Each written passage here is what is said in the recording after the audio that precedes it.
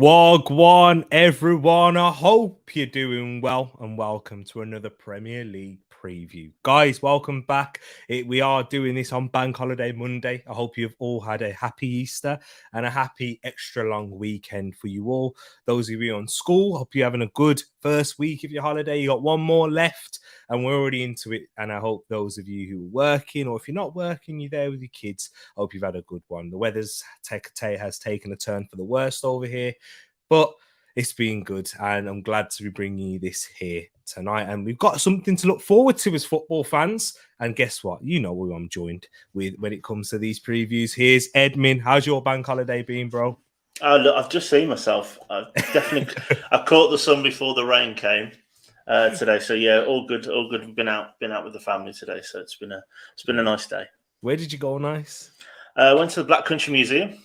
See, hey, people, I wonder if any one of you have made your way into the Black Country. I'm sure Bobby will have, right? Bobby'd have been there. Bobby, for sure, definitely. If you have, let us know in the chat. And if you've done anything interesting this bank holiday weekend, let us know, because, hey, mine's the complete opposite of Ed's. I was just chilled. Was playing Fall Guys with my sister. So, yeah, we were just chilling. And Drew, of course. Big up, Drew. We was just having a good one. Nice, relaxed bank holiday. But, yeah. You have caught the sun. You're almost as red as your head. I have. I'm trying to catch up. That's always the plan. Oh, fair enough. But let's big up to everyone in the chat right now. We got Jamie in the place saying, big up, fella. The quad is on. This is what I'm saying. Jamie, the Liverpool fan, he's very excited. And look at that. Listen to him right there. Smash the likes. It's free. And also give a man a subscribe. Appreciate that one, Jamie. We got Moss in the place as well. Yes, it is predictions. You know it is. We'll go through them. We'll have a little recap as well. We'll just get through the comments first. We got G Staffy in the place doing a great admin duties. Ed, you've been teaching her well. No, this is all her. She's very active on the Discord as well. She's always getting the announcements out on the Discord. Exactly. Really appreciate that one there, G Staffy. Hope you're having a good one as well. Daddy and the Don, big up T. Where is Newcastle versus Palace on the thumbnail? Hey, it's true. I had to fit 4 fixtures in there, and that one just had to take a little slide, but we'll talk about that. That might be even bigger next season, I reckon, those two teams. Yeah, it's true, exactly. Don't worry about that one, Phil. It will be even bigger next season for sure, as Ed said. Yep, big up Grace. Love that one there. And we got Bobby's in the place also, saying big up to everyone. Titty Talks, what do you think about the Championship challenge in the Discord? I will definitely throw that in, because, you know, we have some Championship affiliation as well, don't we, Ed? Well, my team's been in that league for most of my life, so I've always got a soft spot for it. You know what I mean? I had a half a season ticket at West Brom, and I do like... and I'll forgive you one day for that as well. Exactly. So, yeah, I'm definitely keeping an eye on that one there. So, for sure, I'll definitely put that one in. And then who else? We got Mr. 200 himself saying good evening all. Niall is in here too. Love to see that. And Bobby has been to the Black Country Museums a few times. Love that one. Any wolves left in the Black Country? Wolverhampton? Not the actual animals. No, I don't think so. Nah, I don't think so. Big up Aled is in the place as well, saying, yes, boys, hope you're well. Forget Monday Night Football with Karen and Nev. I am all here for Tereak and Ed. Oh, I love that one. That's good high praise right there. Get subscribed up as well, to Klopp's Talk TV. Always doing stuff. And always showing support too. Very energetic, Aled. Love him. And you will enjoy him, people. If you like my energy, if you find it a bit too much, then don't go over there, because he's just as energetic as me. But definitely subscribe to Aled. He's a top man himself. And look at that, 90 subs away from the Spicy Gummy Bear. So that's why we need to subscribe over to Jamie as well, for sure. And go subscribe. We've got plenty of people who've got their own channels. So go and subscribe and look out for them, because we've got Moss in the place. He's letting us know about the Championship fixtures right there. But here we are to talk about the Premier League. Ed, I just want to have a little bit of a recap first before we go on into the games. Like, Ed, any outstanding results that you've seen in the Premier League? I know there wasn't too many Premier League games, but then, yeah. No, I think they're nailing the coffin potentially for Watford. I know Wilson Daddy G's using it this week, so I know he's not necessarily in and around. But I think he called it about 3 or 4 weeks ago that Watford had done. And I reckon after that last minute header, which also ruined me in the predictions league, so I had 1-1. Yes, it would have looked a lot different if they hadn't done that. So yeah, I think that one. But also, I think Man United's performance, the result obviously was perfect. Ronaldo hat trick, doing what he does, and we've probably got a little bit of sad news to talk about him at some point, probably as well. We should talk about it now. Actually, now just we're talking about it. Yeah, Ed, just let the people know what you told me. And so literally, as we were getting ready for the stream, which is probably another reason why we're a couple of minutes late, we had the news that Cristiano Ronaldo has announced that one of his twins that was born in October, he had a boy and a girl. Sadly, the boy passed away either very close to being born or straight after being born. Very, very, very sad news. Obviously, it seems like it happened in October. I'm just reading it all off my phone now. So it happened in October. So he's been playing throughout the season, performing very, very well with all of that personal things going on as well. So, yeah.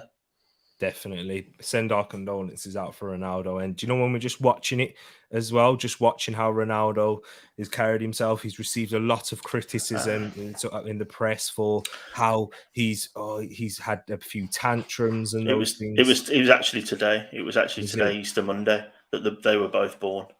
Oh, and so the little boy passed away today, and the girl is doing okay. Yeah, it was actually today.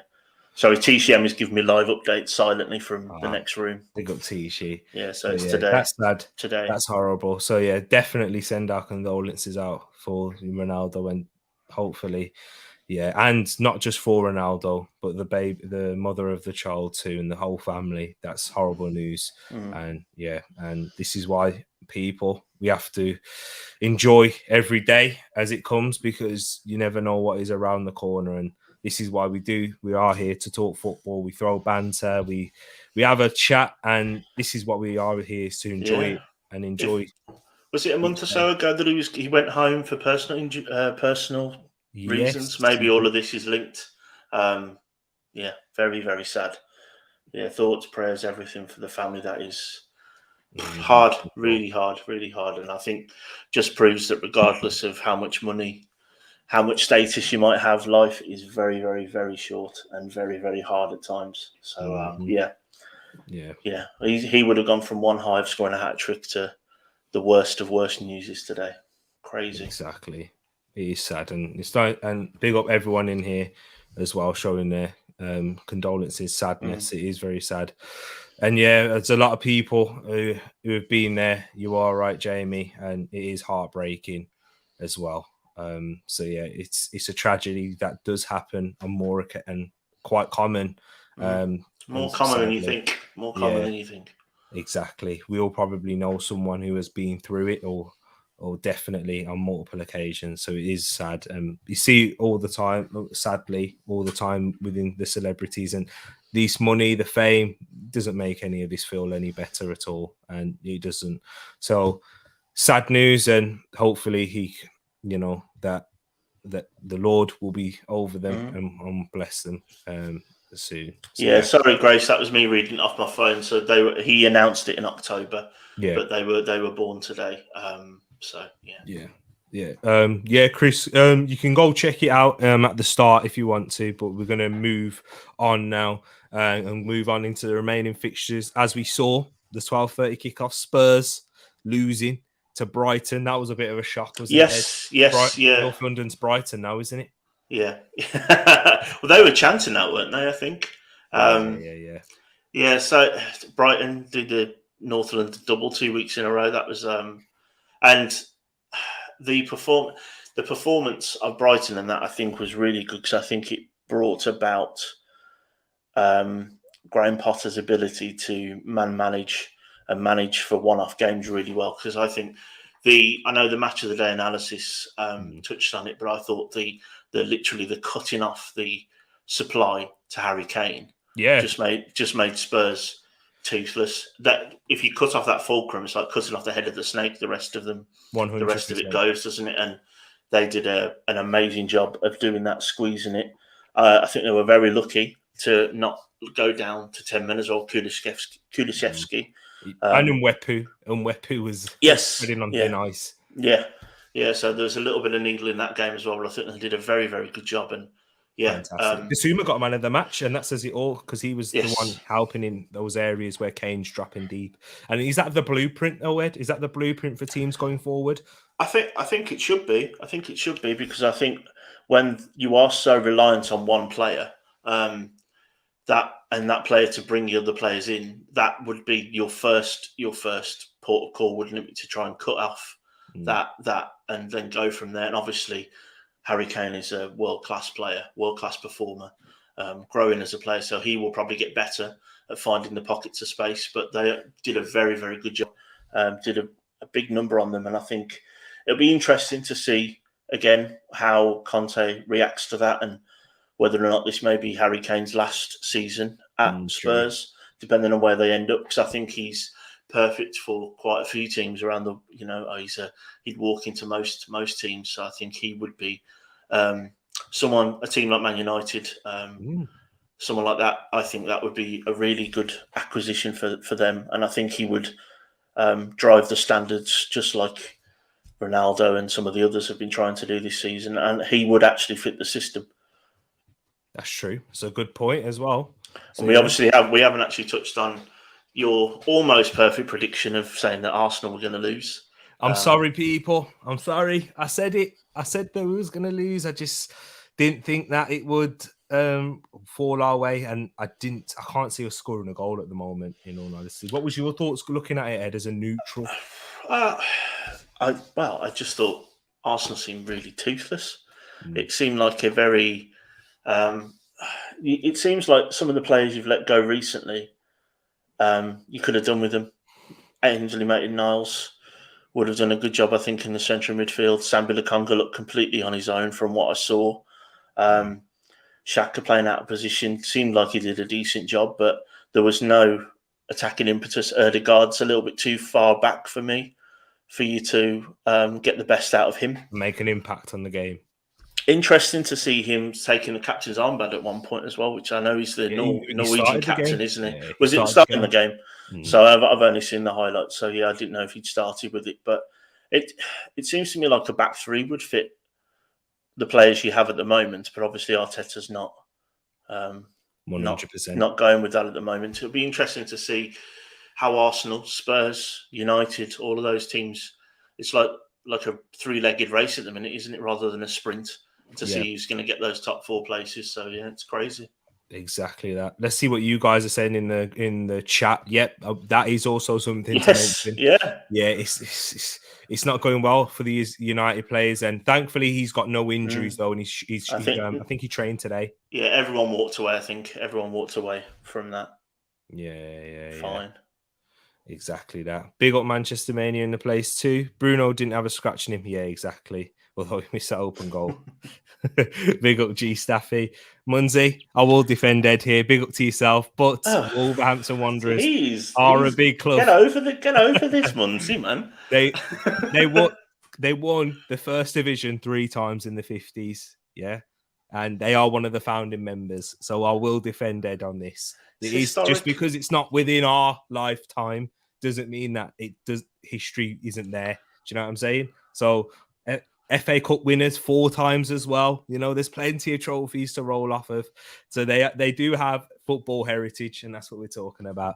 Arsenal blown it, like I said. Still time, still games to go. We'll have to wait and see. Maybe they have, maybe we haven't. We'll have to wait and see.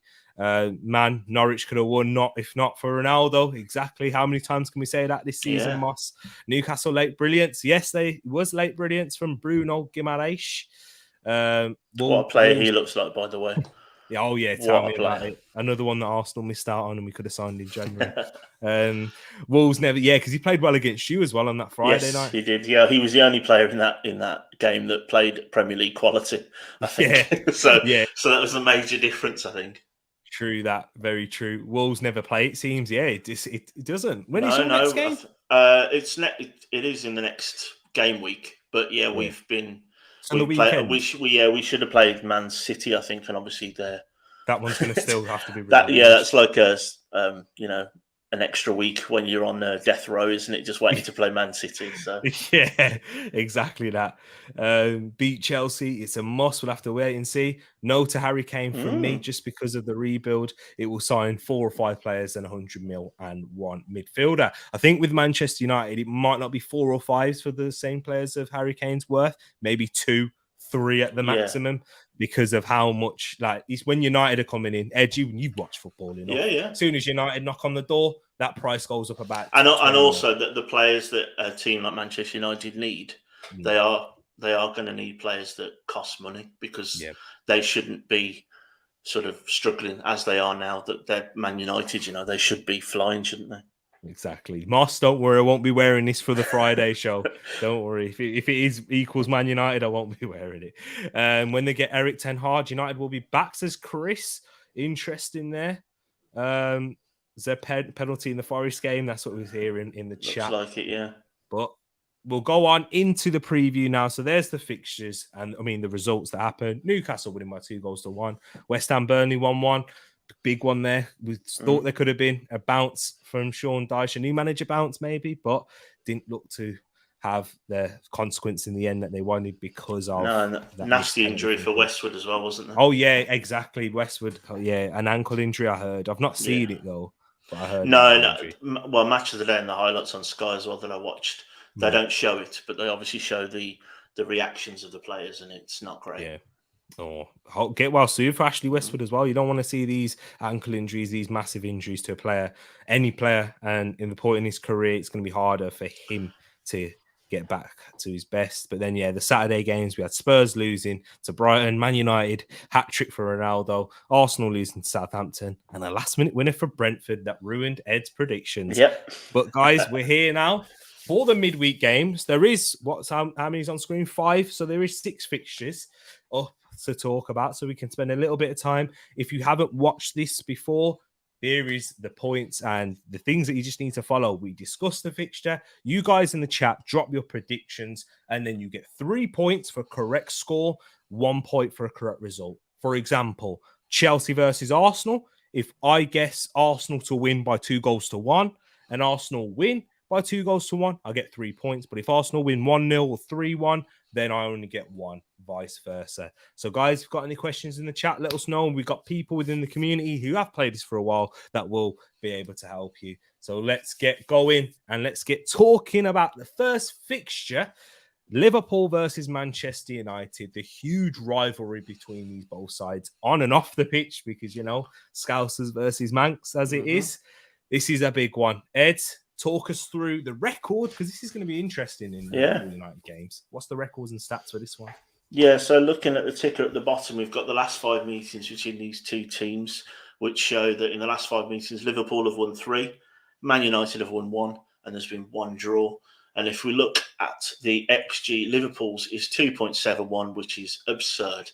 And Manchester United's is actually a more than credible 1.6, proving that despite sort of their dip in forms and their up and down nature of where they're going, they're still creating very, very good chances. And with players like Bruno and obviously Ronaldo scoring a hat-trick at the weekend, whether or not he plays in this game with this personal news that's just come out, might be something to think about. But obviously at 1.6 and 2.71, and the expected goals for this game is almost 4, actually, at 3.65, which is one of the highest I've seen. I think that's just proof of both of these teams and how attack is the best form of defence for Man United, and Liverpool are, they're second in the league, but incredible. And if we look at their form, so if you have to forgive me, I've not updated the form since Friday. It's been a busy weekend. But Liverpool's form, obviously there was a very impressive win from the FA Cup to go on the end of that. So in there, the form would be almost exactly the same, with 3 wins and 2 draws in the last 5 games. And Man United's a little bit more up and down. Obviously, they had the win, the Ronaldo-inspired win yesterday against Norwich. So that would be 2 wins, a draw and a loss in the last 5 games for them as well. You're on mute, T. Thank you. I'm sure you guys probably preferred that. But we haven't even spoken about the FA Cup game. I think we should. I think we should. So, Ed, what was your thoughts watching that game? 3-0 down at half-time, Man City. Should have had a little bit of a fight back, but not enough. What was your thoughts on Liverpool in particular? So I literally turned it on as Thiago did that ridiculous chipped pass to Mane to volley in the third goal. And I thought, well, this is job done. Scroll back through half-time, watch the first half. Liverpool were immense in that first half. They didn't give Man City a chance. Their high line was causing Pep some real problems. But the second half, I think we saw City respond. Good finish from Grealish, although he probably didn't expect to put it quite in that top corner with his left foot, just the way he did. But I thought Liverpool were relatively comfortable considering how they were. I think we saw small mistakes from VVD, which might be interesting against. There was a couple of times when he was beaten with balls over the top, which you don't see very often. But it wasn't the game of football we had the weekend before, but it's still a very good game between two very, very good teams. And I think the biggest thing for me between these two teams and everyone else chasing is what they do without the ball is just incredible. And that's what the big thing was for me when you was watching that one, how Liverpool were pressing Man City so high and forcing those errors. What we saw last week was errors being made and, well, there wasn't any errors being made. Look, for example, the Stefan and Edison moment. Edison took that heavy touch, was being closed down by Jota, but got away with it and showed calm composure, whereas Stefan wasn't quite at it. No, not at the same level as Edison, and got punished, and that was ultimately the goal that won them the game, really. So, what was your thoughts on that? Did you agree? Yeah, always the thing with these cup goalkeepers, if you play them, is that they often show the massive difference in quality. Now, for a team like Wolves, like John Ruddy, he will get a cup game and he'll do, a fine job doing what he does. But expecting Stefan to play the way Edison does is a little bit hard, I think, because he's not the same with the ball at his feet. Not many goalkeepers are. And I think expecting him to do the same kind of stuff was maybe the downfall there. He held on to it slightly too long. Yeah. And obviously that was probably the catalyst for Liverpool sort of pushing on and smelling blood. Interesting decision to play Stefan at this point. But the FA Cup, both semi-finals sort of flattered to deceive in different ways as well. The Palace one was heartbreaking. I was full-on Palace fan on Sunday. Very, very disappointed. And I booed when Chelsea scored the second goal and just shouted boring. Because it's boring that it's not Palace in the final. It's boring that it's two bigger teams in the final again. So very very different second semi-final. But I feel like the changes from Manchester City has an impact when Liverpool kept their side quite consistent and they had a bit of continuity. When you're bringing players that haven't played as much or aren't as match sharp as the other ones, and you see it for obvious reasons because of injuries, priorities, and those things. But they have an impact in how a team starts games. And the second half, they were much better, but they weren't quite at it. Manchester City, the likes of Stefan coming in goal, not ready, not up to match speed. He barely played. I know he's played in the cup games, and it makes sense if I understand a manager trusting their goalkeeper because that happened for Liverpool in the Carabao Cup, and not a word was said. And Queven Kelleher was like, "Oh, now he's amazing." So I understand why Pep's doing it. And it's all about based on circumstances. Nobody says a word, and they probably praise him if he gets into the side and makes some fantastic saves and they win the game. But I feel like the overall amount of changes they make is out of rhythm, and the Liverpool, they minimise their changes, and even the changes that they made, these players have played regular minutes, whereas you can't say the same for Zinchenko, Stefan, even Grealish. Do you know what I mean? So I feel like that's a big factor. But talking about Manchester United, I think there's an interesting talking point with the Paul Pogba situation. Did you hear about that? Well, him getting booed, is that what we're saying? Yeah. What's your thoughts on that? What's your thoughts on fans booing in general? I don't know. You kind of get the argument's always they pay their money, they can do what they want, right? Yeah. I've never booed when I was a season ticket holder at Wolves. I never booed when we were the club that should have been, up every year with the money we spent, all that kind of stuff. And I never booed when we were down in the doldrums, getting relegated 2 times in a row, that kind of stuff. I'm not a booer, but I'm quite a level-headed fan, even in the stands. Sort of like whenever a goal goes in, I always check the linesman first before I jump up and celebrate, which is another reason why I can't stand VAR, because that sort of stops you. Again, you have to think about it again. But I'm not a fan. I don't think singling out players has ever been useful. Scapegoating players is never useful. Nothing good comes of it.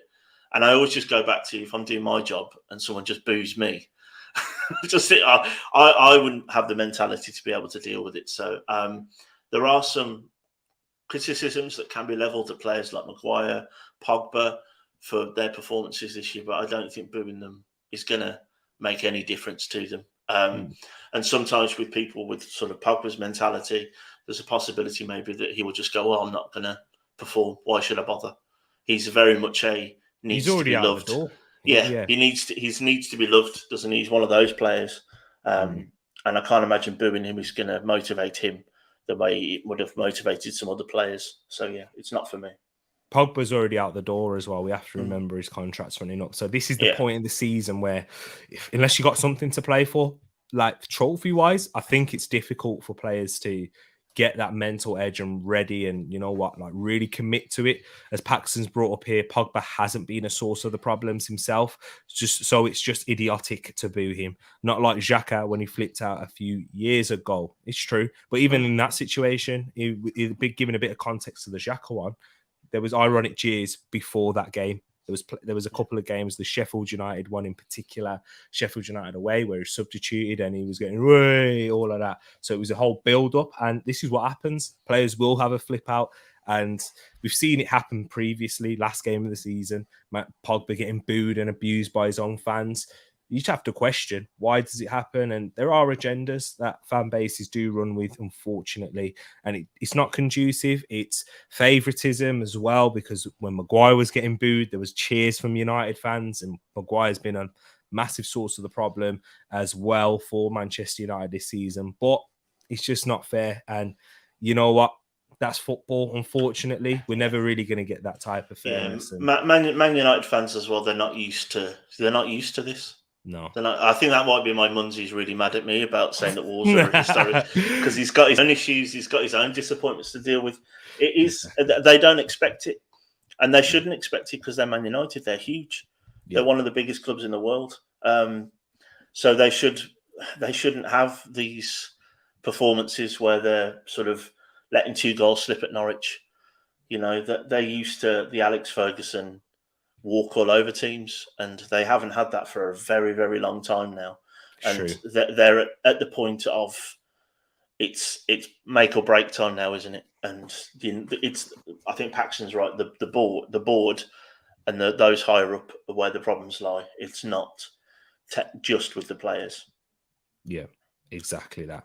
But we'll go on into the predictions now, people. But before I do, big up to Casey's in the place. Nice seeing you. And Moss, there is a watch along tomorrow for this one. 8 o'clock it starts, so there will be one for 7:45. I will get the schedule out tonight. I will make sure it's out here tonight. So if you guys are having an early night, you'll see it first thing in the morning with the link in the Discord server. So make sure you have a look at that one, people. But let's see what you guys are saying in the chat in terms of your predictions. Also, big up to yourself, Bargav, and everyone else who's jumped in. Hopefully you hit that like button if you haven't done so already and you're enjoying it. It really does help the stream and pushing it out, so we can get more people like yourselves. Paxton has gone with a 1-0 Manchester United win. Can't pick anything else, so he's going with his heart there. Bruno penalty. We'll have to wait and see, Pax. That will be a huge dent in Liverpool's title challenge, but PM's gone the other way as an Arsenal fan, saying Liverpool to smash United by 4-0. Big up to yourself as well, Louis. I had it 1-1, but he's changed it 2-1 to Liverpool. So a tight game, says Moss here. Bargav kind of don't care about the Man United game, but he's hoping for a draw. And Phil says Liverpool will go to town here against United. So he's predicting a high scoreline. Mane, Jota goals versus Bruno. If Slabhead plays, it's a Liverpool win. If Bailly is in back 3, United for a draw. So if Casey's saying if Manchester United change their tactics and change their formation and make sure Harry Maguire's not playing. He can see a win, but Harry Maguire most likely play. So he's going for a loss there. I mean, you went for a United draw. If that was the case, hope man, you keep Maguire, says Bargav, and he hopes that Stefan gets a move. But Bobby's gone with a 4-2 Liverpool win against Manchester United. Goals. Big up CM right there. Goals indeed. And a 2-1 Liverpool win Moss has gone for. Big up Vincent in the place. Vincent's gone with a Liverpool 6-0 win. And Vincent is a Club Brugge fan, or a Club Brugge, if you are watching from Belgium. Big up to yourself. That's how you pronounce it, Ed. Giving you a bit of a lesson right there. Club Brugge. Tereak Ray. Exactly. Told you people. Tereak Ray is right here. Big up Brush in the place too. Let me know. He's got the Vaseline ready. Oh, wow. And listen to Pax right there. Remember to join the Discord server if you haven't done so already. But here are our predictions. And Bobby, I agree with you. I see goals in this one. Bobby, great minds think alike. I've gone with a 4-2 Liverpool win. I do see goals happening. Do you see goals? Same goal difference. So, yeah, just a comfortable Liverpool win for you? Yeah. I think the United, there's always a chance to score with the players that they have going forward. But it's the midfield and the flanks that I see them struggling with. And it's like I said earlier, what City and Liverpool do off the ball is exactly what Man United need to do. There needs to be a little bit more cohesion, work rate, and effort in the from the team off the ball. And I think that was highlighted in the match of the day and the other analysis that you would have seen over the weekend. There's just the urgency of the United players. They're not playing for the manager. They're not playing for each other at the minute. And I think they're just ready for the end of the season. Mm-hmm. Yeah, I do think that's what's going to happen. They're just trying to, some players fighting for their futures. Some players know they're not going to be here given their contract situations, like a Paul Pogba was saying, but he seems to be, I know he didn't have a great game against Norwich. That's what I heard. So yeah, and Brusher said it right there. We were utter shambles against Norwich. Made Pukki look like Kane. Put Liverpool are going to Pamos. And Bargav talking about Ronaldo. He says that he finds the Ronaldo disrespect over the top. Why does it always have to be about a high press? Doesn't a possession style make more sense for United? Could do. We'll have to wait and see how Erik ten Hag goes with that. Not with their centre midfielders. It's true. They can't keep the ball. I don't think they can. They can. That's the kind of football I prefer to watch. Yeah.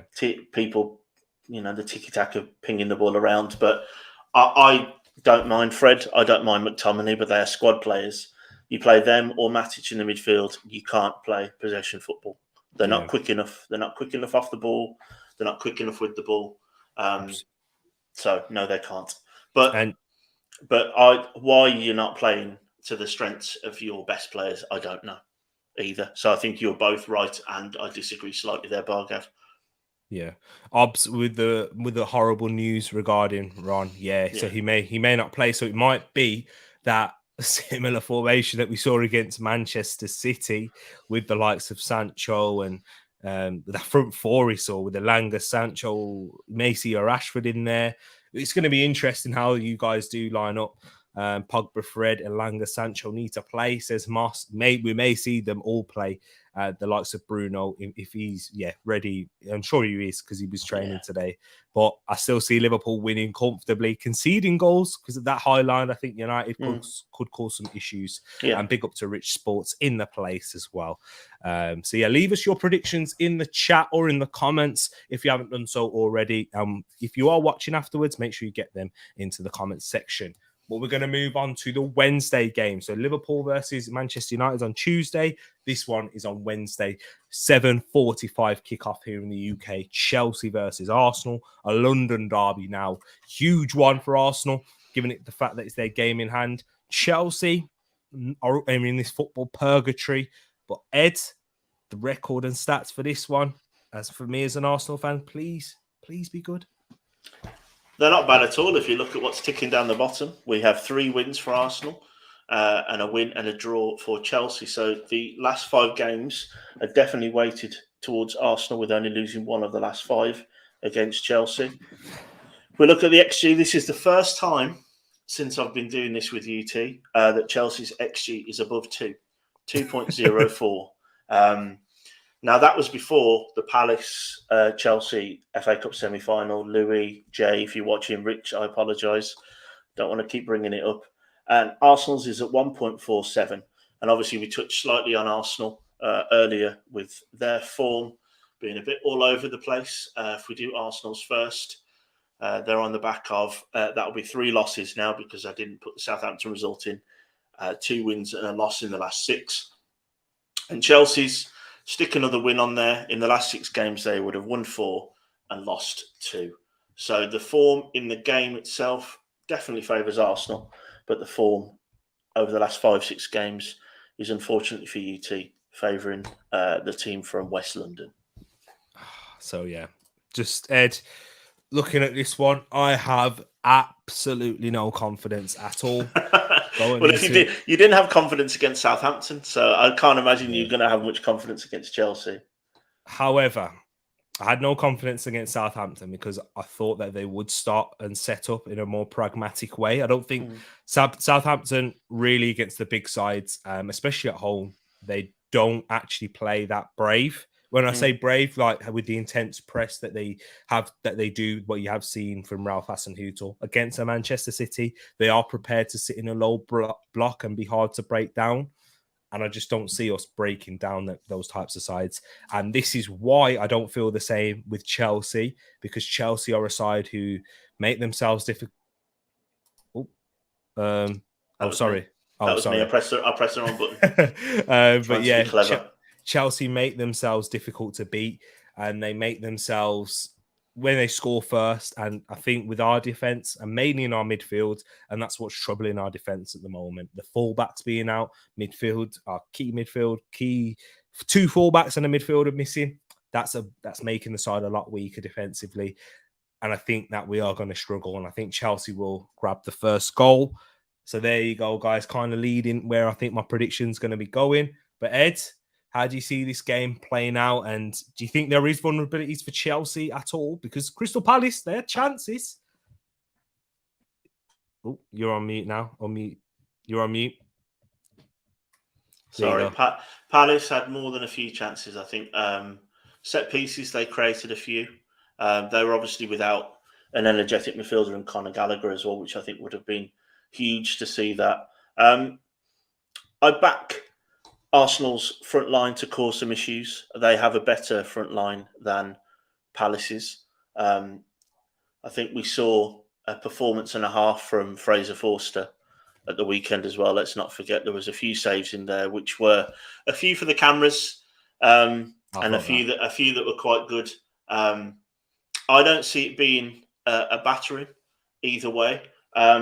I see this being a tighter game. Although I'm saying this, I made my predictions, about 5 days ago. So actually, when T clicks over to the next one, it'll tell us what we think. But I think this might be tighter. I think I went for the draw with this one. Yeah. Do you think you've learned anything over the past 2 results, though, with Chelsea beating Palace on the weekend and Arsenal losing to Southampton? I think you look at the squad depth and it's ridiculous, right? The difference. Yeah, I'll call it, yeah.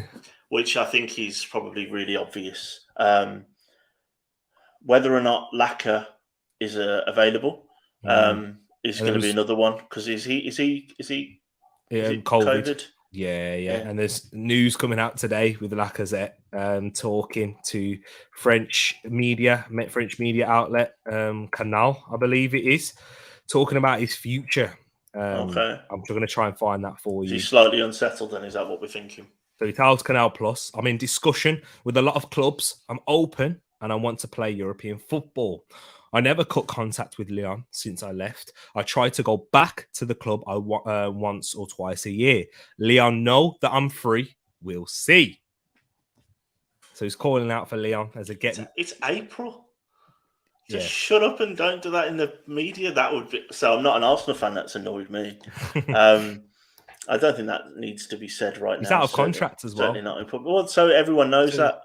Yeah. We don't need. It doesn't need to be in the. Yeah. So I think I went for a draw in this one. I think from what we saw at the weekend, there needs to be a reaction from Arteta and his pit crew. There needs to be a reaction from the players themselves. I'm wishing. I think I'd went for a draw T. Did I for this one?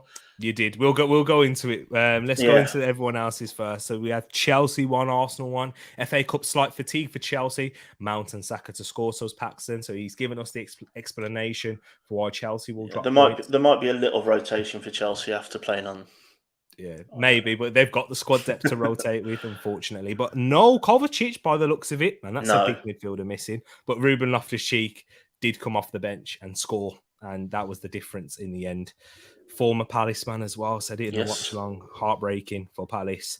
But 2-1 to the Arsenal, says Moss, Laka and Martinelli to score. Lukaku needs Chelsea. But yeah, in terms of Laka, he needs a negative COVID test. Yeah. Thing is with Moss, though, I think you could start with 7 players and he'd still back Arsenal to win. It's true. So I love his confidence. Bobby saying Bobby Chelsea... not as confident, Bobby, though. But exactly. But we did do our Arsenal in prior to the Crystal Palace game when we had the international break. Bobby said that he thinks Spurs will make it, and at the time we were like, "Nah, we'll be all right, man. They're not great. Yeah, I understand. We just have to look out for injuries." And then what happens? So Tomiyasu, he is expected to return. I highly doubt that he'll start. I don't think he'll start against Manchester United either. Maybe if he gets some minutes, he could be fit enough to start against United. I think it's a big risk being 3 months out. So yeah, we got some more injury doubts with no Laka too. Yep, I'm expecting a mauling, but who knows? Maybe we can get some lucky goals like last season. Exactly. That's a very good point, Bargav. And nobody expected us to win at Stamford Bridge last season too, and we only went and grabbed the win against the European champions. But yeah, it's going to be a different occasion this time. And Moss says Brentford is all I got to say. Different, yeah, true. Brentford's all you got to say, but different points at the moment. You know, Brentford, they're coming off with, Christian Eriksen making a big difference, Ivan Toney back into the side, Christian Norgard doing his thing, as you know, guys. Christian Norgard, Arsenal, have a look at him as well. I'd like to have a double in Christian Norgard for Arsenal, and Tommy maybe on the bench, exactly that. Let me see. So that's with the predictions, but Bargav's also agreeing with Bobby, saying 2-0 Chelsea, and that is exactly what I have gone for. Bargav and Bobby, the two Bs in the chat.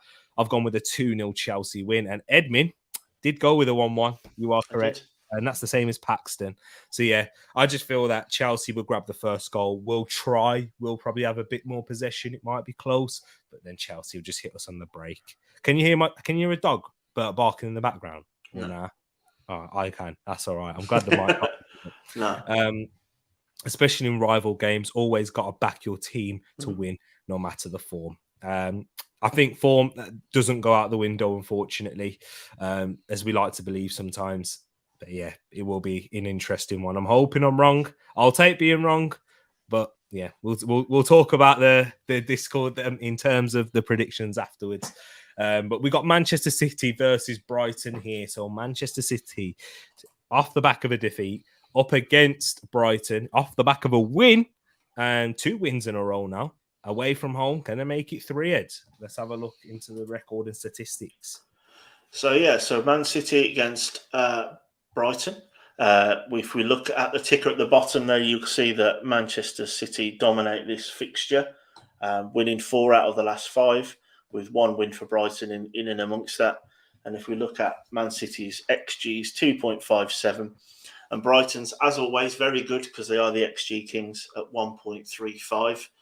And if we look at the form of both teams, if we start with City, obviously there was a loss at the weekend against Liverpool 3-2. So in the last 6 games, they would have had 3 wins, 2 draws, and on the back of a loss.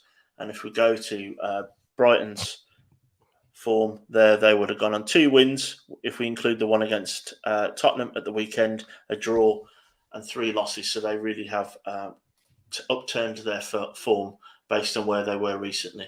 The form in this game definitely backs Man City, and Man City's form obviously very good. But Brighton are on the back of 3 unbeaten and 2 very, very good performances against the teams from North London. It's true. It's very true. Brighton, you know what? They're a little bit of a side. Apologies, Crystal Palace fans. I'm just rubbing more salt into the wound by saying their name. But G. Potter, tactical magician, had a little bit of a sticky patch that I think all managers do. with whoever they manage. But with a team like Brighton, it's even more likely to happen because we know their deficiencies. But I feel like he's working with them extremely well. And managing to deal with, the absence of Adam Webster when teams like Brighton and Arsenal, you could put in there because of our squad depth, are missing players, it can have a real detrimental effect. So yeah, he's done working wonders there. G Potter shown he can manage it for one game. But Ed, can you see him doing it against Manchester City, who have definitely got a title to play for, but injuries stacking up, maybe fatigue setting in after competing on all fronts, maybe? Competing on all fronts, yes, but I still think Man City are a bit of a machine. There was a little bit of rotation that we saw at the weekend, which didn't go well for City. I think Pep's going to have this well and truly planned out, and I think I went for a comfortable win for City in this game. And Brighton, I made my prediction before Brighton did beat Spurs and play really well against Spurs. Yeah. But they are a very up and down team. And I think you can see that from where they are in the league as well. I respect Potter. I like what he does with his players. I like how he makes players better. For me, I think players like Eddie Nketiah and players like that are on the fringes at bigger clubs could do far worse than dropping down a level and getting to play a few more games in the Premier League and be coached by a coach that does improve players. So I thought they played very well at the weekend, but I do see Man City just being slightly too much for them. I think they'll have the ball a lot more and shift Brighton around left and right, and I think they'll find some gaps. There you go, right there. Interesting. I do see Manchester City winning 2. We'll get into our predictions, but let's see what you guys are saying in the chat right now. Moss saying, I see, went back to the Yankees. You may have lost the sub from Ryan Powell, but then told him you're a pal and he subbed back in. Big up, pal. Love to hear that. But yeah, I just wear it for fashion. I don't really care about baseball. To be honest, I couldn't name you one baseball player. Is it Wayne Gretzky, Ed? No, he was ice hockey. Exactly. So that says it all. He's the Messi / Ronaldo of ice hockey, Wayne Gretzky. See, I couldn't tell you any baseball players. Big up Luca in the place, who's given his prediction for the Chelsea-Arsenal one there. And Paxton's gone for a Manchester City win by 3-1. KDB, Brace, Sterling, and more pie with the goals. Bobby going for a 2-0 Manchester City win. Are we going to make it 3 in a row, Bobby? Agreeing with each other, because you went for 4-2 Liverpool, you went for 2-0 Chelsea, you've gone for 2-0 City, which is also what Moss has went for. And Bargav has said, Man City will win. They actually create chances. Man, Brighton, though, have looked good, but Man City, different gravy in terms of the predictions that we've gone for. Bobby, it is 3 in a row. We are agreeing with each other. I'm telling you, man. What is it, man? Yo, Bobby, I feel like we're getting closer in terms of our predictions. You know what I mean? But I'm pretty sure your upturn in form has been since Bobby joined the TTF. So I'm starting to wonder if there's some insider dealing going on here. If I speak, it may be Bobby. Paper bags coming, that brown envelope with the. But yeah, big up everyone in the place right now. And you guys see Potter changing jobs this year to avoid the Dyche scenario. Ooh. It's a good question. A top question there, Bargav. It's what level, what club can you see Graham Potter at it? Come on, hit us. See, he could be the next step up. If Brendan Rodgers leaves Leicester, for example, he could move up to Leicester and do the coaching thing there as well. So, I see him. He's definitely, he will, unfortunately for Brighton fans, he will outgrow Brighton. I think his coaching ability and pedigree is growing and probably going to outgrow Brighton. English managers always get a decent chance in the Premier League as well. So I don't think anyone would want to go to Everton is my only thing with that. I think historically that would fit, right? That's more than an upgrade. Brighton to Everton is a massive jump. But how Everton are operating with the tight funds and those things, a bit difficult. The only thing on that is that Potter does make players better. He is a coach first rather than just a manager. Yeah. So potentially you give him a set of players and he will make them better. But Yeah, I just don't know if anyone would want to go to Everton. I think Lampard only went to Everton because he's desperate to prove his worth, isn't he? And he's a winner, and he wants to carry on winning, doesn't he? So he doesn't back down. My first thought was maybe a Leicester, that sort of level. I agree. We're talking top 10, top 9, top 8, depending on where you want to put Leicester. Obviously, they've slightly underperformed this season, but doing really well in the Europa Conference League. So yeah, I see him being a manager of a European team, definitely. Yeah, and Leicester, with the way that they operate as well, they're very good with their recruitment, and they will back the manager, and he will get them playing in a top way. I'd be worried as an Arsenal fan if he did go to Leicester, because they're not afraid to splash the cash, Leicester, and they are very good with their recruitment. And could you imagine him with just that level up with those types of players? Could be problems, and he would get given the time at Leicester. Look how they've treated Brendan Rodgers as Leicester fans. Do you know what I mean? Like, they've been more patient than us. We don't really rate Brendan Rodgers. So imagine Graham Potter, someone who I really do rate. Yes, it will take time for him to settle in and get them playing his way, because it's not easy. It's not simple. Like, he's very much a tactician and will get the best out of those. And yeah, would be dangerous. I'd be worried as an Arsenal fan. Guys in the chat, Arsenal fans, would you be worried if Graham Potter went to Leicester? Because I certainly would. But yeah, we do see it going, a Man City win. 2-0 for me, 3-0. We'll have to wait and see if that happens. No 90th minute goals, please, yeah? Because and the 90th minute goals worked for me this week. I can't see it happening for 2 game weeks in a row. Bruno Guimaraes, top man. Love you. Joe Willock with the assist, so he's supporting me there. You must watch the channel. Speaking of Everton and Leicester, what a perfect segue. Yo, look at that, guys. I'm gassed. I'm getting too gassed with it, but let's talk about it. Come on, Everton and Leicester, man, both spoken about for Graham Potter. They are facing each other in this huge match for Everton. Ed, stats and records for this one. Look at that, favourable for Everton right there. Yes, it is. So Everton's XG 1.43. Leicester's slightly lower at 1.37. And if we look at the last 5 games between these two teams, it definitely does back Everton actually, it's almost even, isn't it? We've got 2 wins for Everton, 2 wins for Leicester, and a draw. But in the last 3 games, Everton are unbeaten in this. And if we look at the form of the 2 teams, so we have full name, Frank Lampard's Everton, 2 wins and 3 losses. And Leicester's form is 3 wins and 2 draws. And obviously that is without the loss to Bruno Guimaraes' Newcastle at the weekend. So, yeah, there is a loss in there for Leicester in the last 5 games. There we go. Guys in the chat, get your predictions going. Ed, this one's huge for Everton. Bigger for his Everton than it is for Leicester.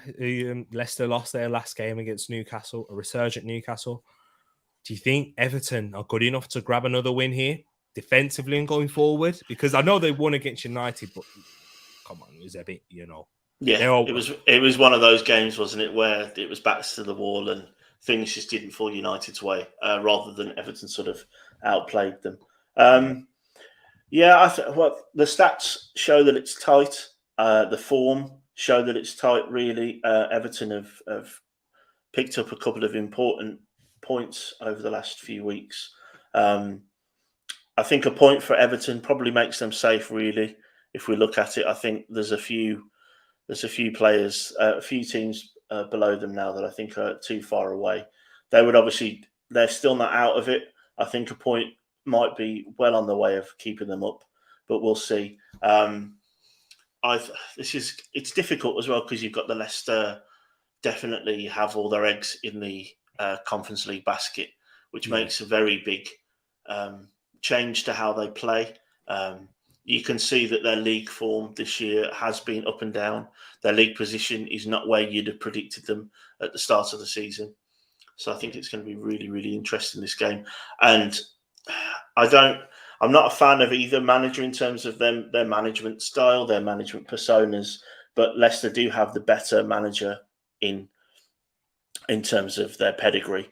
So I think that's always something to look at for as well. But Everton at home are a different beast to Everton away from home. There is something about the Goodison Park which kind of gets their performances up. I thought that was the difference against United. Yeah. They just wanted it more. You could see that they didn't have the quality that that United possess, but it's that sheer. I know it's quite simplistic to say about this in football, but you could see it with how they played and players going down. Fabian Delph was injured, but he carried on playing in first game since December. They knew the importance, and I think the Goodison crowd did roar them over the line. Yeah, although I've just sort of been slightly disparaging about Lampard's managerial pedigree.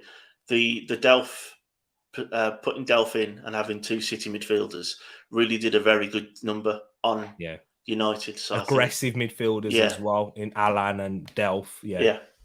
I agree. So that was a good tactical tweak, and we got big up though. You give praise even to people you don't rate. We're not agenda based, are we? No, it's not.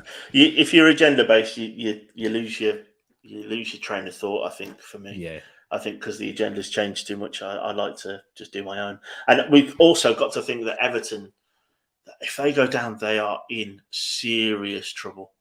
They're in. So my own team that went down, however many years ago now, we had no clauses. League One, remember we had no relegation clauses, no wages, because we weren't expecting to go down.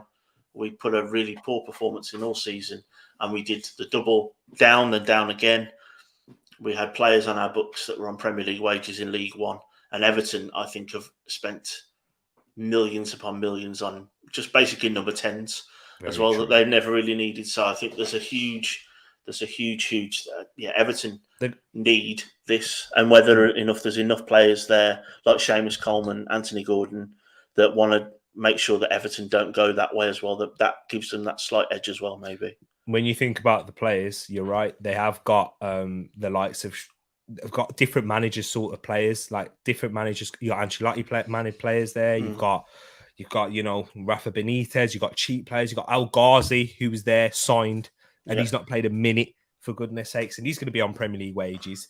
So they are in a mess financially, so they do need to stay up. It's more important for them to stay up in terms of the club than it is for Burnley. And it's quite a surprise because Everton are a big club, bigger fan base, etc. But those things, they are mismanaged and not ran the right way. Big up, John. Thank you for putting that in as well. Appreciate that one. We spoke about it earlier on, but we're going to run into the predictions for the other team in Merseyside. And unfortunately, John, it is for the Everton one. And we've got Everton 1, Leicester 2. So Paxton's not seeing that Goodison crowd doing the work, doing its job, and the players not living up to it. But Leicester to win by 2-1 there. But PM, Mr. 200, goes the opposite, but the same scoreline, but for Everton, saying I fancy Everton to pull out a result. Bigging up the Goodison crowd there, I can imagine. 1-1. So Bobby and Moss agreeing with each other.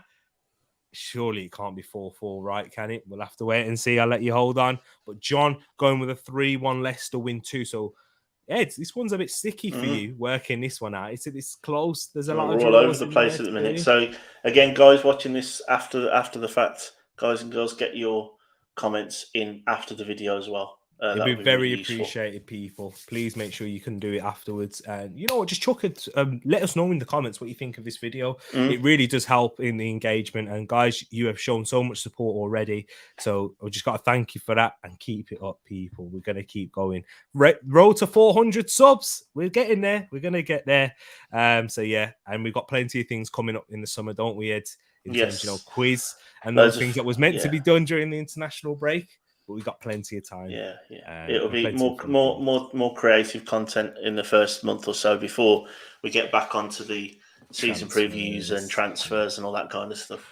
I'm looking forward to next season already, and that's probably because I'm an Arsenal fan. And we got Mikalenko, Patterson. What good ones for the future? Though Gordon too. I think Patterson, who picked up an injury at international duty for Scotland, just like a certain other fullback. But looks like a very good player there, and he will take longer to grow than the other two, Moss and Troop, because of that injury too. Bargav going with a 2-1 Leicester win, so that might tip it over the edge and will allow you to change your mind from the 10-0, Mr. 200 for the Arsenal game. And let the throw shine. He just wants the cap off. Is that mine? Is that mine we're talking about? You can see he's shining. No, you see what I'm saying? He wants the cap off. I don't know if it's because he wants to see the throw or more the fact because it has that on the front. But here we go. No, Bobby Moss. I haven't agreed with you. I have gone with the same as, is it Mr. 200 said a 2-1 win. And no one has gone for a 1-0 win, Ed, for Everton. So, hey, No. which I think, do you know what? Probably seems the most likely scoreline with Everton. Because they're not, I can't see him scoring more than 2, maybe from a set piece. That's what I'm looking at. Yeah, that's kind of where I was. I think I went down the line of the sort of simplistic terms. Leicester, eggs in the European basket. Everton need that win. Everton at home. I'm thinking this might be a sneaky 1-0 win. I'm hoping for FPL reasons it's Anthony Gordon. Oh, you're backing him again, are we? All right, interesting one there. But yeah, I've gone for a 2-1 Everton win, similar to Ed in that Leicester, all eggs in that European basket. And yeah, they are struggling defensively from set pieces. So yeah, that's what I've gone for. Next fixture, this is the penultimate one, Burnley versus Southampton. We'll try and get through the last 2 quite quickly. But Ed, in terms of the record and stats for this one, another relegation one. And if that result does pull through for Everton, it's going to put even greater importance for this one for Burnley. Yeah, so Burnley against Southampton, if we look at the ticker at the bottom there, you can see that the form in the last 5 games is dead even, with 2 wins for both teams and a draw in the last time they played. Burnley's XG is slightly improved after the weekend at 1.1, and Southampton's bizarrely actually went down after the Arsenal game to 1.47. Makes sense. They didn't have many chances. No. So it was definitely sort of a more of a battle than a football game, wasn't it, at times, that game? So, and if we look at the form of both teams, obviously, forgive me, Southampton's and Burnley's not quite updated because I didn't have a chance. We have Southampton's form greatly improved with that win. Sorry, Moss, Bobby, Tereak, all the other Arsenal fans, PM. Obviously, there should be a W right there. There should be a W right there for Southampton's form. So in the last 6 games, if we go with that, they'd have 4 losses, a draw, and 1 win. And for the home team, Sean Dyche's X's, they have 4 losses, a win, and of course the draw. Oh yeah, sorry. At 1 point L, they drew. It feels like an L for them. That's why. Yeah, they needed more than that point, I think. Yeah. For sure. But there we go, people. Burnley, Southampton. This is going to be huge, Ed. It's going to be big for them. How do you see this one playing out? Well, we'll go into that, but how big is this for Burnley? If they do lose this, are they down? Or if they don't win? I was literally just checking. I was just checking the table. The table. So obviously, as it stands now, Burnley have played 31 games and have 25 points. Everton have only played 30 games and they have 28 points. So it's not within the realms of, they're out of it just yet. And I think I didn't realise when I mentioned Everton earlier, they were only 3 points clear. So that 1 point isn't what I thought it would be. So if we're looking at this, it really does depend on the Everton game. But Burnley need to blinkers on. They need to just concentrate on their own team and their own performances. Obviously, a win there, and Everton pick up anything less than the 3 points. They're 1 point away from them all now. Southampton, nothing really to play for now, realistically. If we look at where they are, they're 12th, played 32, have 39 points. They're not going to trouble the scorers. They're not going to get into the top 8, 7, whatever it'll be. They'll get European places. But they seem to be playing for Ralph Hasenhüttl. They seem to be playing for next season to keep them involved. But Burnley, slightly better performance at the weekend against it was West Ham they played, wasn't it? Yeah. So and a draw against the team in 7th. And now if you look at they're playing the team that are significantly lower than Southampton now than West Ham. They're 13 points behind them. So, never write off Burnley as much as I think I have the whole season. Ironic coming from you, Ed. Yeah. Well, every week I always said Burnley weren't going to do anything. They always seemed like they were going to. But again, I think I say that every week. But they are in the bottom 3. Yeah, true. But yeah, I'd never write off Burnley. And I can't quite. I think I've gone for in this game. I think I have gone for a sneaky Burnley win. You did. Trying to keep the the relegation battle, keep it alive. Nice. But obviously, I made that decision at the time without even knowing Sean Dyche had been sacked. There you go. It's true. Yeah, that was before then. Burnley 0, Southampton 0, says Paxton. So a boring no score draw right there. Bobby's gone with a 2-1 Burnley against Southampton. John has gone for the opposite. It's the same result as Paxton, but the opposite in terms of the score with a 2-2 draw, so 4 goals. That will feel like a defeat as well if they do draw that game for Burnley.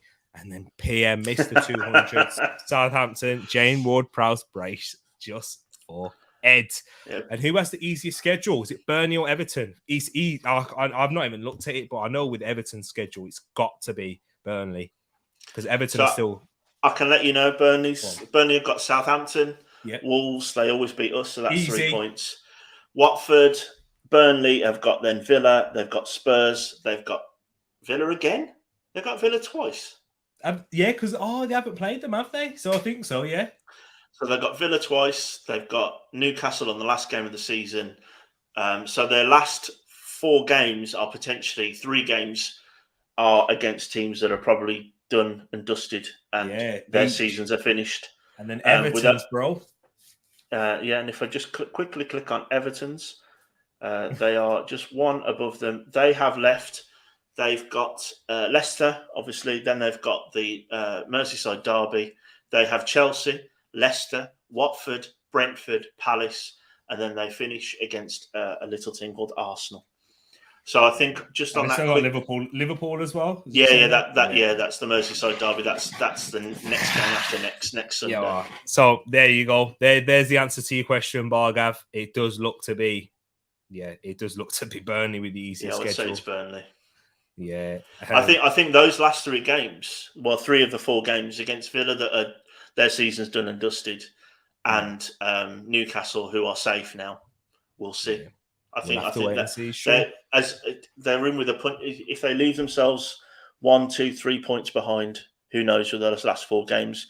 Because Spurs might be Spurs. So exactly that, guys. Bobby, we're back on form, Bobs. We're back on form. 4 of 5, right?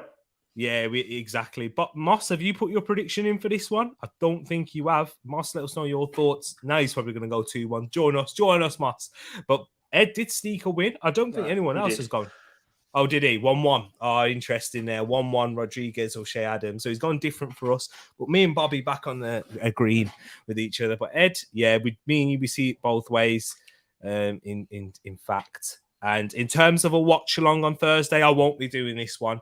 I'll be getting ready for the Premier League preview that we'll be doing. Me and Ed, we need to discuss about in times and stuff because I have got a preview show on Macy's channel at 8:00. Me and Ed will discuss and we'll let you know in the schedule for later tonight or early in the morning. Depends. Could be one earlier on in the day. So I am off this week. So I'm sure we can work around it, can't we? We can work around it. So look, guys, most likely it will be on Friday lunchtime. And let us know. And we'll get the schedule out for you. And did you see Burnley's manager? He's a Michael Jackson. I'm guessing that's what the name is. But big up to yourself, Santi. He shares the name Michael Jackson, and there we go, right there. Hopefully, I can't think of a joke, man. I was trying to think, man. Well, let's hope his managerial career at Burnley is not too bad. There we go. There you go. Clever. Let's hope for a thriller of a game. Oh, here we go. He's rolling. He's rolling with him. He's a dad. I need to have a son first or a daughter. Then I can get the dad jokes coming. You see there, look, he's loving it. There we go. Moss is on it as well. Oh, wow. So there you go, Santi. You've set him up. Look, he's having a drink now. He's proud. But here's the final game of the midweek. I know it's not the final one, but in terms of ranking of importance, both sides are comfortable in the league, unfortunately. Crystal Palace are going to be deflated. Newcastle resurgent, keep going on. It's all about where they finish in the league and improving that. Under 23's coach just beat. This is it. Here we go, people. But yeah, Newcastle versus Crystal Palace. Ed, what's the records and stats for this one? Yeah, so if we look at this game, I think you'll see that just coming along the ticker there at the bottom. Newcastle against Palace, there's not a lot in it with their XG at 1.264. the Toonami, and Palace is at 0.06. And again, like a lot of these games, almost split right down the middle in terms of the last 5 games. 2 wins for both teams and a draw. And if we look at the form, Palace fans turn away now because there should be another, obviously, sadly, another L on the bottom there. So in the last 6 games, they would have won 3, drawn 1, and sadly were lost to boring Chelsea at the weekend. And for Newcastle, add another win on there in the last 6 games, 3 of each, 3 draws, 3 wins and 3 losses. Wow, there you go, right there. And I've seen Bargav put in the chat, and I'm just trying to do some research about is Benitez actually going to Burnley? He's trending on Twitter. There is a few rumours about Rafa Benitez going Burnley. I'm telling you, since when have Burnley moved this exotic, shall I say? You know what I mean? I don't know. It's from one goatee manager to the other, isn't it now? They're going from Sean Dyche eating worms to a Spanish waiter. So, yeah, we'll see. There we go. You can't do much worse, to be fair, right now. Oh, for real? Coming in, getting them organised. Could you imagine? Benitez Burnley goes and survives against Everton. Well, he doesn't even need to move, really, either, does he? Liverpool, Burnley, not overly too far away. Nah, exactly. That's true. Good point. Bargav, I'm praying it happens just for the entertainment and just for the vibes. I just want to, Matt, where are you? I just need it to happen. But yeah, in terms of the predictions for this game, let me see what you guys have said in the chat. 2-1 to Newcastle against Palace. Paxton's gone for 1-1 draw in this game. 1-1, agreeing with Moss right there. And Mr. 200 agreeing with Paxton. So we've got 2 draws and 2 wins for Newcastle. Let's see what you guys are saying in the chat. Mr. No Show, Arteta best mate. Big up to yourself, really. Apologies, man. I was at my sister's this afternoon, so I wasn't able to come on and jump on the Monday show. Big up to yourself, my bro. Hey, I turned up when Arsenal lost. So it's not, I don't, I do turn up, but you know what? I was out and about. Unless you wanted to hear my nephew screaming dynamite. Big up, but Burnley 4-4-3 incoming. 4-4-3, you know. I'm guessing somebody messed up the prediction. I mean, the formation right there. I'm saying a Palace bounce right there. Look at that. Guys, I've disagreed with you. I've gone for a 3-1 win for Newcastle, and Ed's gone for a 2-1 Palace win. Oh, no one back in the Palace here. Oh, hey, it's a madness. But Ed, Palace, you see a bounce coming? Yeah, I hope so. I think so. I think I didn't see Newcastle putting the performance in that they did at the weekend when I made this prediction either. I think I went with just that Newcastle were safe. Palace, they're still pushing. Patrick Vieira is still getting them to perform. We've got some players back. Elise will be able to start in the next game. What a player he looks like, by the way. He just looks... Even when he came on the pitch, did you see him? Right, the game kind of changed for a little bit. His touches are unreal. Yeah. Unreal. Just the way he stops the ball. Unbelievable. With it. Yeah. Unbelievable. So, yeah, I'm going with, hopefully, I see maybe an Elise goal, and Palace fans tell me the first time I've watched Mateta for a whole game, I wasn't impressed with him at all. No. So he looks like he's always about to fall over. He does look like Bambi. I said that. Bambi and Ice Sonogo. He reminds me of that. I wouldn't go that far. But yeah, so it'd be interesting to see. Obviously, IU doesn't have a great relationship with the Eagle-Eyed fans that we know. Yeah. So it'd be interesting. I think they obviously need a centre forward, but I think I'm going for Elise to at least get one in that game is what I'm expecting. Interesting, right there. But yeah, I did go with a 3-1 win. Apologies, there it is, people. I said 3-1. Sorry, Crystal Palace fans. I just see that, that slump, that hangover from the FA Cup. I know it's a hangover, not in the good sense, but yeah, I think it will be difficult. And with the resurgent tsunami, I think they'll take this one. So Josh will be happy. Conor Gallagher back in the Palace team, though, makes a big difference. That's a very good point. I did think they missed his quality in midfield. And energy.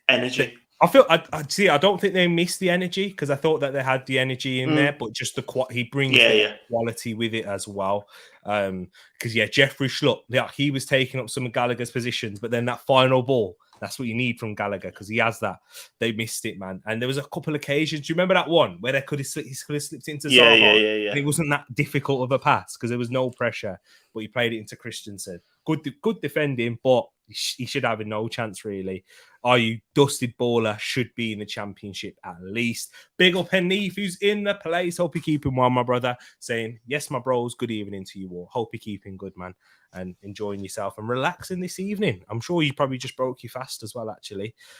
Is the Palace mascot a bald eagle since they got nothing up top? It seems like it, indeed. But guys, it's time to show you, and this is the moment where Ed has been dreading, and head down. It's the prediction table, people. Yeah. We haven't got the thingy because Ed was holding back on the scores. Not really. He put it in the Discord server. Discord. But people, look who's first. Tereak talks, guys, and look who's second. Tereak talks fam with 121 points, and then the Tereak talks fam with 118, so 118, and then Edmin with 117 points. And let's just show you what it was before the game week. I thought I'd do this. Ed was sitting pretty nice at the top. Well, it wasn't that pretty, actually. As he said, there was 2 points between us all. But look at that. After a great week from myself, I will say these people, a fantastic one. Got 2 correct scores and then two correct scores and then 2 results correct. Hey, T-Pain, Bobby, the corruption's real. The conspiracies are coming. This is it. This is what we like to hear. Nah, I'm just, you know what, Clutch? They call me MJ. That's what they do. I step up. Or call me LeBron. Please, someone clip this in case. Oi, no clippings. It's okay. But yeah, playoff T. That's what they call me. Come on, people. Good evening to yourself, Matt. We was calling you out before. Not really calling you out, but was talking about if Benitez goes to Burnley and then Burnley stay up. I need to talk. We need to talk indeed. But guys, we are gonna wrap this up. And big up Matt as well. Thank you. We got 30 likes, people. Are we gonna get 30? Do we have 30? We do have 28. Can we get it to 30 people? Hopefully. The LeBron James of fan channels only turns up at the end of the season.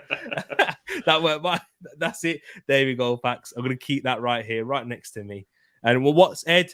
Guys in the chat, let us know what is Ed. Is he? Come on, give us bottle jobs. Is he the Spurs of fan channels? Is he the Paul George of fan channels? Let us know. It's not over yet. I know. I'm getting too gas, people. You know what I mean? This is what happened. This is what happens. I put my disclaimers out. Remember as well, when I made these predictions, I wasn't even concentrating. So I've had to refactor what I was saying. Some of my analysis has been made up based on the fact of what I've said. There you go, people. But it has. But look at that. Santi saying someone in the comments, Vori talks. Oh, wow. And look at that. Let's put that right there. I wish. Sergeant of fan channels. But let's get this back. It feels weird. Is Rafa going to Burnley? I'm so happy, Dave. Burnley will finish bottom. Somebody click this as well. Make sure we do. Lively up, boo the beard tonight. Yes, because it is against the Toronto Raptors. But people, it has been an absolute pleasure. Thank you for joining us. Edmin, really appreciate you joining us again. We kind of sorted this out on, when was it, after Friday? Yeah. We said, let's try and sort this out. It's been a real pleasure. Is there any final words that you have to say, Ed?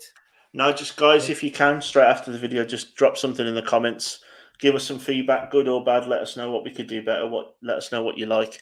Comments are really, really good for the channel, pushing it up. And I'm desperate to get to 400 subs because I care about the numbers a lot more than him. So yeah, do whatever you can to push the channel. And thanks very much.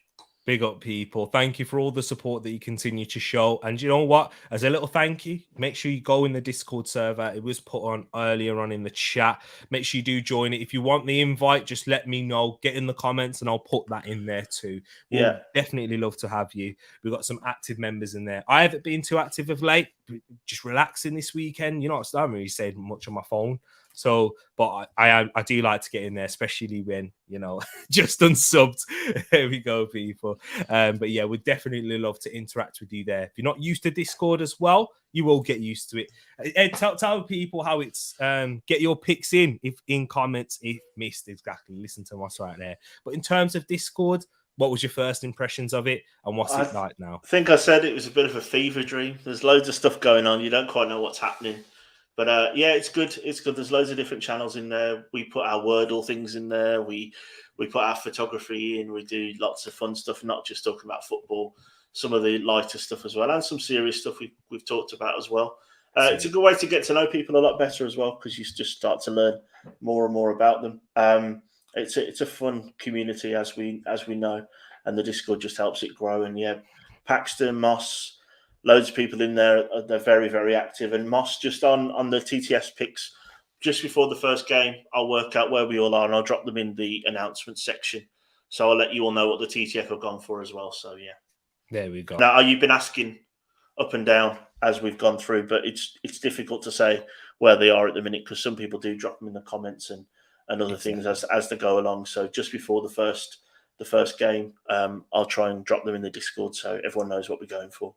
There we go. Thank you so much, people. We are still live. We're about to wrap up now, though. Big up to everyone who's come in. Hopefully, if you enjoyed it, and everyone else watching afterwards, get in the comments and let us know your thoughts. And guys, we're going to wrap up. Love to you all. Enjoy the rest of your Monday, and we'll be back tomorrow for the Liverpool versus Manchester United watch along. Take care and peace to you all. We're out.